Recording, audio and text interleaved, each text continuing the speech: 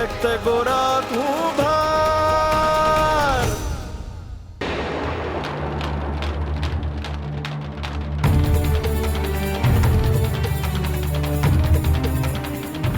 એ કુંભાર,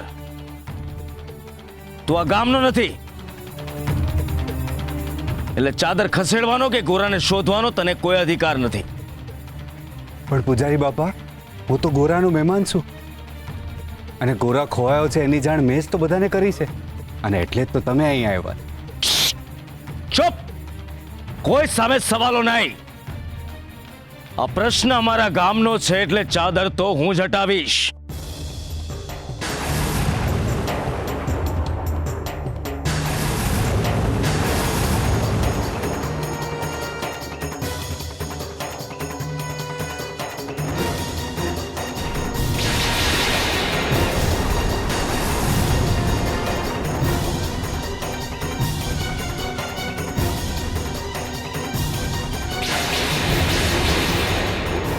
લે, અહીંયા તો ગોરા નથ. ગોરા હું કોઈ છોકરું નથી, આ તો કોઈ મૂર્ખ બનાવ્યા છે. આ કોણ બોલ્યું હતું કે ગોરો અહીંયા સૂતો છે? કોણ બોલ્યું હતું?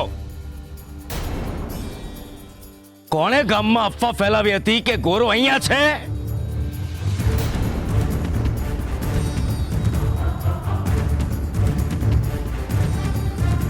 પગલા, તને આમ જ નથી પડતી?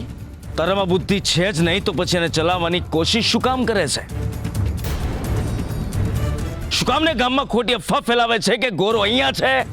બાપા, પણ આ ગોદડી જોઈને મને એમ લાગ્યું કે અહીં કોઈ ખૂતું હશે ગોદડું ઓઢીને. ના, આપણે હંધાઈ ક્યારના ગોરાને ગોતીએ છીએ એટલે મને એમ કે ગોરા અહીં હૂતો હશે. અને પહેલી વારમાં તો તમને એવું જ લાગ્યું ને.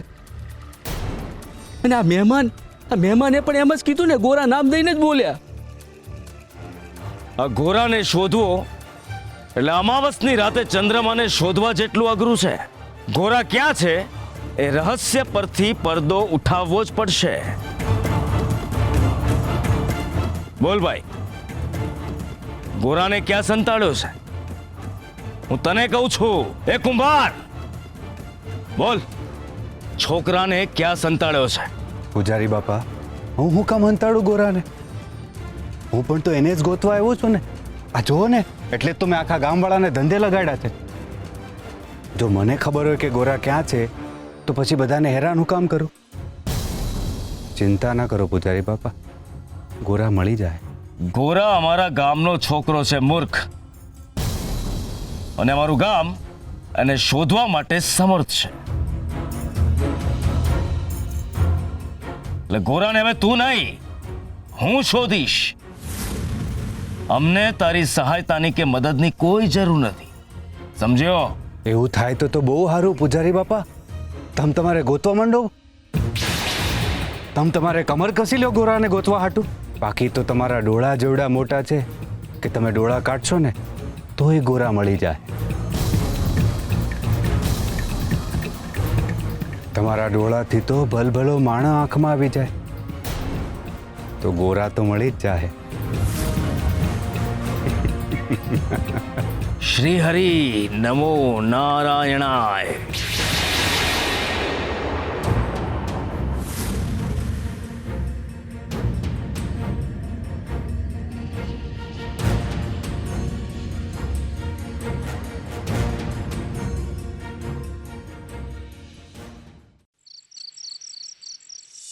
ગોરા ક્યાં છે? ગોરા ક્યાં છે? ગોરા શું આ નીચે ધરતીમાં છે કે પછી ઉપર આકાશમાં છે? એ ઉપર આકાશમાં છે.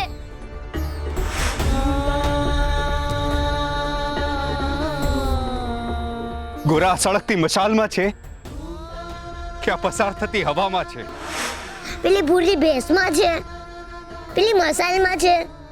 ક્યાં છે કૃષ્ણ? ક્યાં છે ગોરા? ગોરા ક્યાં છે? ગોરા આ વૃક્ષમાં છે કે પછી વૃક્ષના પાંદડામાં છે? ક્યાં છે ગોરા? ગોરા ક્યાં છે? મારા કૃષ્ણ. ગોરા વાદળમાં છે કે વરસતા વરસાદમાં છે કે પછી આ ભીની માટીમાં છે? ક્યાં છે ગોરા? ગોરા ક્યાં છે?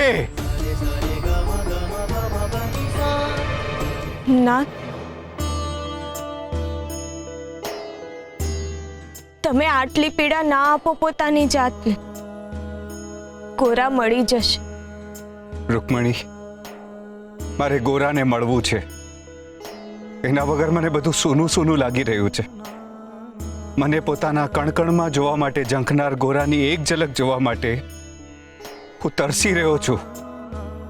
જેમ એક ભક્ત પોતાના ભગવાનને મળવા માટે જેટલી તરસ અનુભવતો હોય ને, એટલી જ તરસ આજે હું ગોરા માટે અનુભવી રહ્યો છું. રૂકમણી, કોઈ પણ સંજોગોમાં હું આ મનુષ્ય વેશમાં ગોરાને પામીને જ રહીશ. આ મારું પ્રણ છે.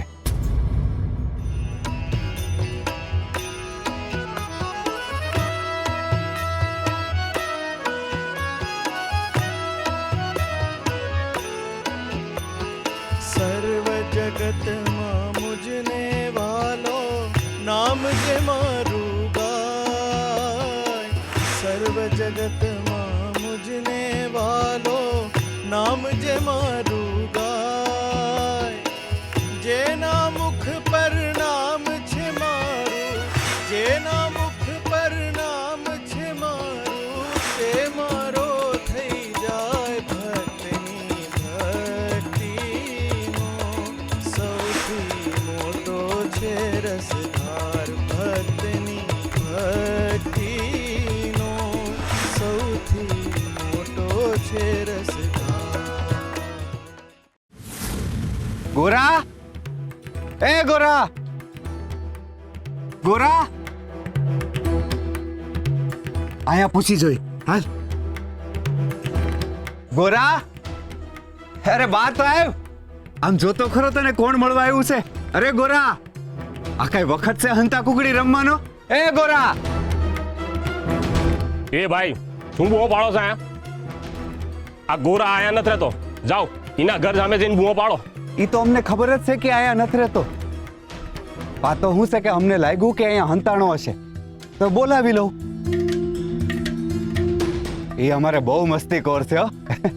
ગમે ત્યાં હંતાઈ જાય એટલે એની ભાળ લેવા માટે આવ્યો છું.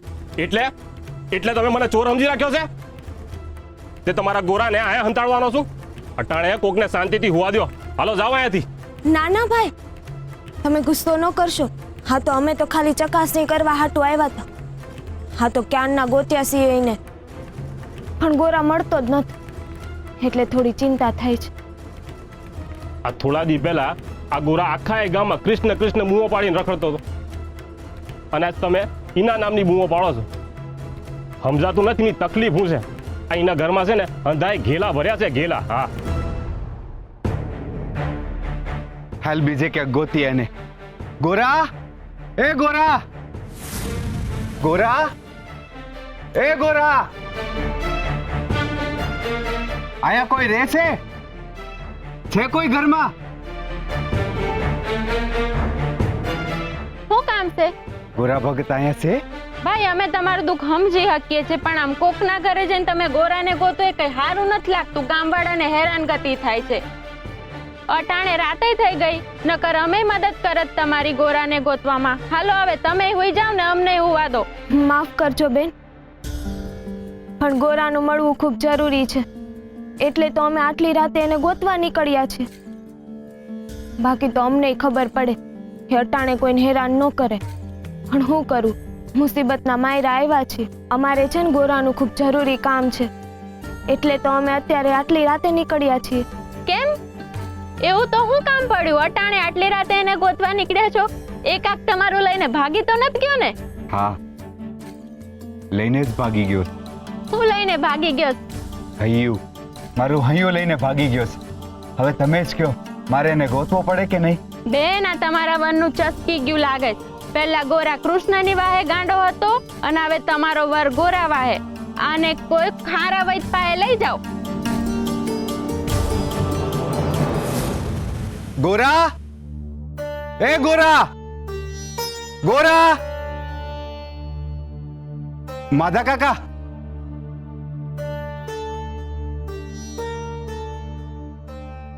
પણ આ તમારી ઘોરાને મળવાની તરસ જોઈ અને ઘોરા મારી આંખો સામે આવી જાય છે. ઘોરા કૃષ્ણ કૃષ્ણની બૂમો પાડીને એને હોતતો હતો. પાકો હરિભક્ત છે. થોડા દી પહેલા ચોરા પાસે બેહીની વાર્તા કહેતો હતો. એ સમયે એવું બોલ્યો હતો કે કૃષ્ણને ન મળવું સારું, અને કૃષ્ણ મળી જાય તો એના જેવું કોઈ દુઃખ નહીં. ભરો ઘટી ગયો છે એનો એના ભગવાન પરથી. કાંઈક વાંધો પીડ્યો છે એના હરિહારે. ખબર નહીં એ છોકરો ક્યાં જઈને હંતાણો છે. એ હંતાયો છે કે ખોવાયો છે એ ખબર નથી પડતી હજુ સુધી. માધા કાકા, તમને ગોરા વિશે કંઈ પણ ખબર પડે ને તો તરત જ અમને જાણ કરજો. અમે તમારા ઋણી રહીશું. જો ભાઈ, ગોરા એના મામાની અનર્થ એ તો સાબિત થઈ ગયું. જો પરમા ગોરાને લઈને ક્યાંક હાલ્યો જ ગયો હોય તો એના પાછળ કંઈક મોટું કારણ છે.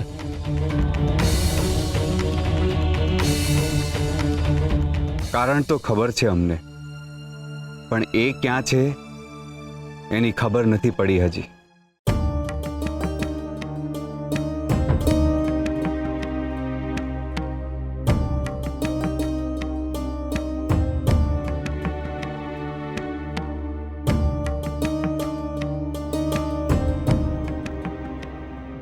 દેવી, બાપ દીકરો ઘરમાં નથ અને તું અહીંયા બેઠી બેઠી મલકાઈ રહી છે? સક્રીબેન, તમે ક્યારે આવ્યા? મને તો ખબર ન પડી. આજે તું મનમાં મલકાતી હતી ને ઈ ટાણે જ હું આવી. મને સાચું કે દેવી, આ બધું હું હાલી રહ્યું છે ને સુરાને મારે કેટલા દી હાચવવાનો છે? ગોરા એના મામાની આ નથ અને પરમાભાઈ એને લઈને ક્યાંક હાઈલા ગયા છે અને તું અહીંયા બેઠી મલમાને મનમાં મલકાઈ રહી છે. જો દેવી, જે હોય ને મને સાચું સાચું કહી દે. સક્રીબેન, હવે જી કરશે ને એ હંધુય હરી કરશે. હવે અમારે જાજુ કરવાની કાંઈ ઈચ્છા નથી. હંધુય જે થઈ રહ્યું છે ને એને બસ આમ જ થવા દેવું છે. હંધાઈ સંજોગોને માણવા છે. દુઃખ હોય કે ભક્તિ હોય, એના અંતિમ સુધી પૂગીએ ને ત્યારે જ આયખામાં કંઈક મોટો બદલાવ આવે છે. દેવી, ઓ દેવી, હું આવી ગયો છું. ઘરમાં છો ને? આ વાળું કરવા મળશે મને?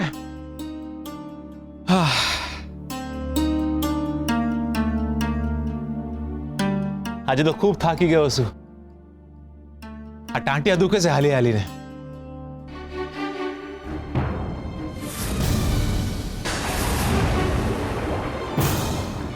પરમાભા તો અહીંયા આવી ગયા, પણ ગોરા કા દેખાતો ન?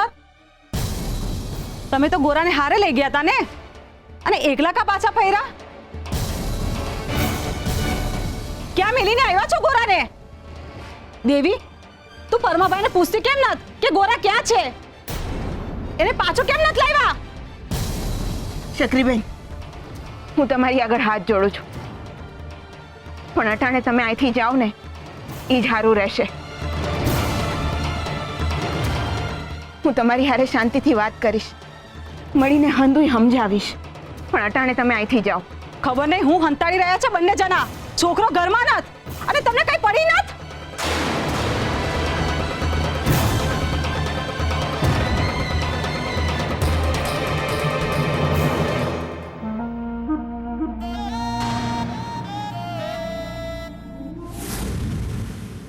દેવી, પૂજારી બાપા. હા, હું અહીંયા.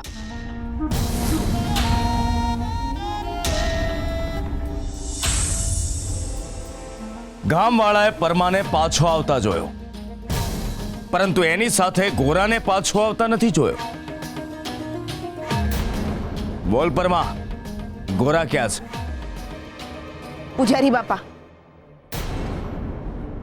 હમણાં જ મેં સક્રીબેનને કહ્યું ને એમ તમારી આગળ પણ હાથ જોડીને કહું છું, અટાણે અમને અમારા હાલ પર છોડી દો. અમે અટાણે કોઈની હારે વાત કરવાની હાલતમાં નથી. નહીં ચાલે, નહીં ચાલે દેવી. તમારે લોકોએ વાત તો કરવી જ પડશે. રાજાજીનું ફરમાન છે ગોરાને શોધવાનું, એટલે તમારે કહેવું તો પડશે જ કે ગોરા ક્યાં છે. હું જાણું છું કે તમે લોકો ગામવાળાથી કંઈક છુપાવી રહ્યા છો.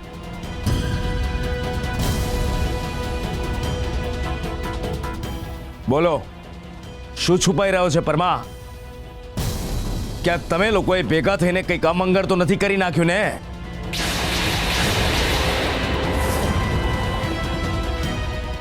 બોલ પરમા, ક્યાંક તમે લોકોએ ગોરાને દરિયામાં તો નથી ફેંકી દીધો ને? પૂજારી બાપા, દેવી, પરમા, દેવી ભાભી જેની સાથે ઊંચા અવાજે વાત કરી રહ્યા છે ને, એ કૃષ્ણ મંદિરના પૂજારી બાપા છે. એમને એટલી ખબર નથી પડતી કે પૂજારી બાપા હારે કેવી રીતના વાત કરાય? પૂજારી બાપા, અમને માફ કરી દો. હું છે ને દેવી વતી તમારી માફી માંગુ છું. હકત બગલાબા, અમે છે ને થોડી મૂંઝવણમાં છીએ, એટલે જ આ ગુસ્સામાં છે ને પૂજારી બાપાની સામે બોલી ગયા. પૂજારી બાપા, અમને થોડોક સમય તમે એમ એકલા મૂકી દો તો તમારો ખૂબ ખૂબ આભાર. એટલે એમ તમે મારી વાત નહીં જ માનો કેમ? હવે તને રાજા પાસે લઈ જ જવો પડશે. હવે તારો ન્યાય રાજા જ કરશે. ચાલ. પૂજારી બાપા, પૂજારી બાપા, તમે હું કામ તમારા હાથને કષ્ટ દેવા માંગો છો? તમે હું કામ હેરાન થાવ છો? અમે છીએ ને.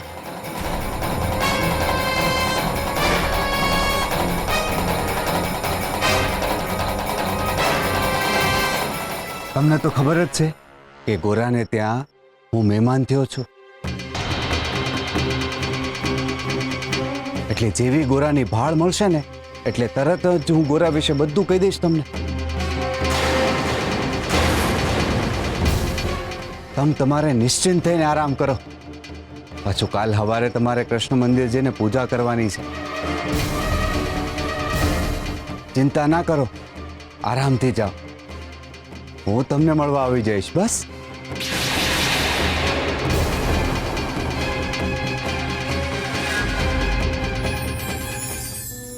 મહેનત, ચમત્કારની આશાએ મનુષ્ય બેસી રહે છે. નસીબના દરવાજા ખુલશે અને જે જોઈએ છે બધું જ મળી જશે. આ આશા મનુષ્યને ધીમે ધીમે બીજાના આધારે જીવતો કરી દે છે. ત્યારે જેના આધારે આપણે બેસીએ છીએ એ ઈશ્વર કોના આધારે રહેતો હશે? એ તો ઈશ્વર છે. શું એણે પણ મહેનત કરવી પડતી હશે? આ સવાલના જવાબ ઇતિહાસ આપી જ ચૂક્યો છે. મહાભારતના યુદ્ધમાં અર્જુનનો રથ હાંકનાર હું કે પછી પિતાના વચનને પૂર્ણ કરવા માટે મહેલની સંપત્તિ અને સત્તા છોડનાર રામથી વિશેષ બીજા કોઈ ઉદાહરણ ના હોઈ શકે. ઇતિહાસમાંથી એ જ સંદેશ મળે છે કે ઈશ્વરે પોતાનું કાર્ય પોતે જ મનુષ્ય બનીને કરવું પડે છે. એના નસીબમાં પણ ચમત્કાર નથી હોતા. વિશ્વને જાદુ બતાવનાર જાદુગરને ભોજન માટે જાદુનો નહીં, મહેનતનો જ સહારો લેવો પડે છે. સ્વયં પરમાત્માએ પોતાનું કાર્ય પૂર્ણ કરવા માટે દેવકીની કુખે જન્મ લેવો પડ્યો છે. આ વિશ્વમાં બધાએ પોતાનું કાર્ય પોતે જ કરવું પડે છે. એટલે જ કહ્યું છે કે નસીબના ભરોસે બેસી ના રહો. એવું હોય કદાચ નસીબ તમારા ભરોસે બેસી રહ્યું હોય.